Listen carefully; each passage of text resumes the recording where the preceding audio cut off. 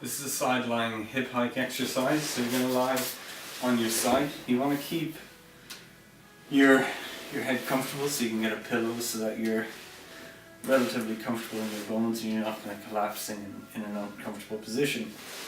You're going to bring the knees up to about a 45-degree angle.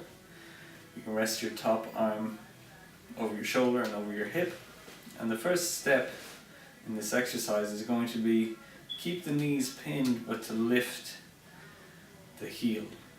So what we're going to see here is really what we want to influence is what's going on here around the hip and the low back. And if you focus on this bone at the front of your pelvis, as you lift the heel, that's going to create a gentle hike in the pelvis, which is what we want. So we're starting with this portion of the exercise, keeping the knees pinned but lifting the heel. The spine should be roughly aligned, so eyes forward and your spine roughly in alignment. Now, once you're comfortable with that, we're going to start with lifting the heel, and then we're going to reach as if you have a very deep pocket. So you're reaching your top hand down to reach deep into that pocket. And here we're going to hold that contraction. This should create a nice broad contraction in the side and in the low back and in the hip as well. So hold that for about 5 seconds, and then we're gently releasing and just try to completely let go. Just kind of fall into your bones, feel the support of your bones and of the table or of the ground. And then we'll go after a few seconds for another repetition.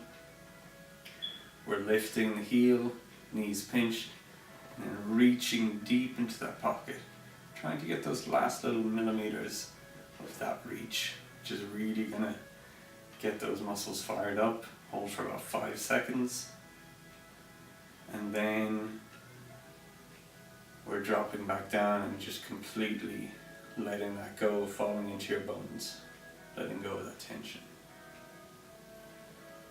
Next thing to do is to try to incorporate the breathing. So we're going to inhale, pause, and then on the exhale, that's when we're letting go and we're falling into our bones. Once you're comfortable with that, we're going to add a little detail to the top arm. So as you lift the heel, keeping the knees pinched, reach, let's go palm forward, and then bringing the arm slightly back. That's going to hit the lat muscle. It's going to get you a much broader contraction.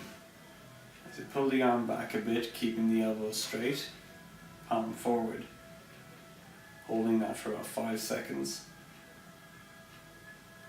and then exhale and just let go. Another tiny detail to add in, if you're feeling confident with everything, is to do with the head. So the natural inclination as you do this is going to be to lift the head. But what we want to do is for the head to counterbalance what's happening at the ribs, which is just going to make a bit more sense in terms of how the spine actually moves.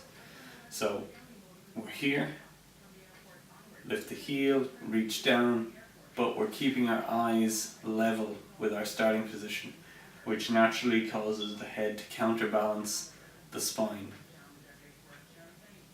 And the same thing applies, hold for 5 seconds.